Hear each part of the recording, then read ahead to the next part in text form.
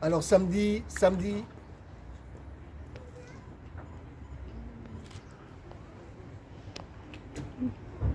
10 octobre 2020, nous sommes encore à Biarritz. Comme vous le savez, c'est la première visite guidée que nous organisons à Biarritz autour de l'histoire de cette femme qu'on appelle ici la négresse depuis plusieurs décennies, cette femme que cette ville semble très fière d'honorer en appelant son plus grand quartier donc du nom de la négresse, en appelant également plusieurs établissements de ce quartier au nom de la négresse. Et en réalité, nous venons de découvrir un endroit qui est répertorié sur les pages Google de Biarritz, un endroit qui s'appelle les Docks La Négresse.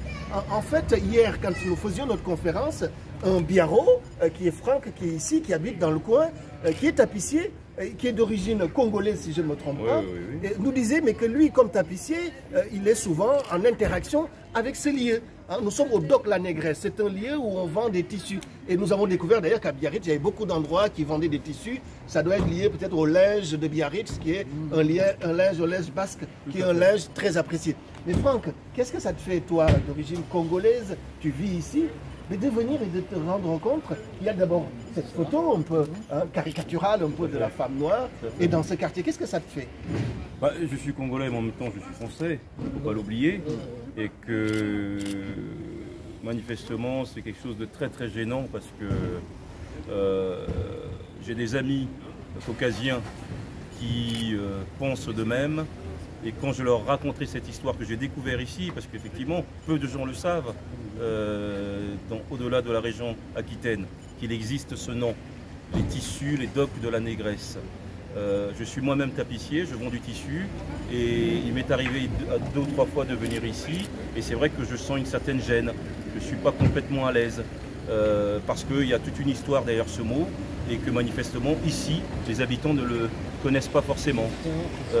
Il y a beaucoup d'interprétations, vous savez, sur l'histoire de cette charmante dame, manifestement, qui a laissé un souvenir.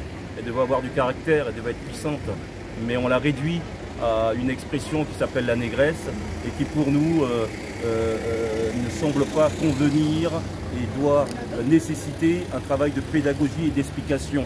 C'est très important, voilà, qu'on puisse trouver les mots pour rebondir ensemble et trouver le vivre ensemble. Absolument. Voilà. Merci Franck. Franck et Biarro, nous sommes ici ce samedi 10 octobre 2020. Comme vous le savez, depuis hier, nous sommes à Biarritz. Nous sommes revenus à Biarritz. Nous étions déjà là le 22 août dernier, comme vous le savez, lors du sommet du G7, interpellés, plaqués au sol, mis en garde à vue et poursuivis par la justice française. Le 3 décembre, il y aura un procès. Mais comme nous avons toujours été pour la pédagogie, comme depuis 22 ans, nous sommes engagés à Bordeaux, à La Rochelle et au Havre, pour dire qu'il ne suffit pas seulement de regretter et de dénoncer un certain nombre d'injustices contemporaines, mais il faut apporter de la connaissance et du savoir, il faut apporter de l'animation, de l'explication et de la contextualisation. Eh bien, nous sommes revenus à Biarritz. Nous sommes revenus à Biarritz. Hier soir, nous avons discuté très longuement avec des Biarros et des Biarrotes. Tout le monde n'est pas d'accord. Il y a encore véritablement des difficultés. Voilà. Mais pour autant, ce qui est important, c'est de dire que nous pouvons dialoguer autour de ça, nous pouvons avancer autour de ça. C'est vrai que la rencontre d'hier a fini avec un incident un peu regrettable puisque quelqu'un nous a déposé à l'entrée du bar où nous étions un panneau disant « Halte au racisme anti-blanc, anti-basque ».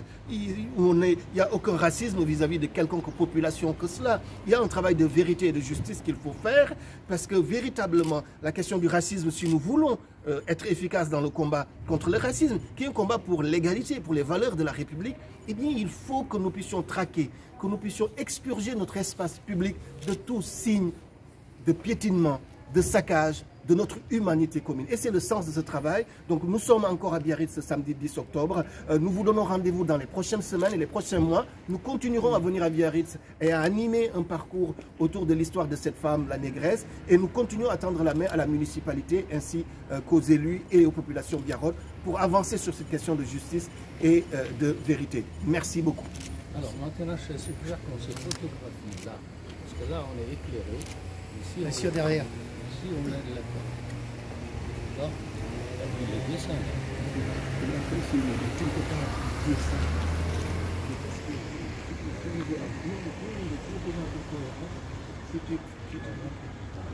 D'accord, on va faire. Là, On le fait.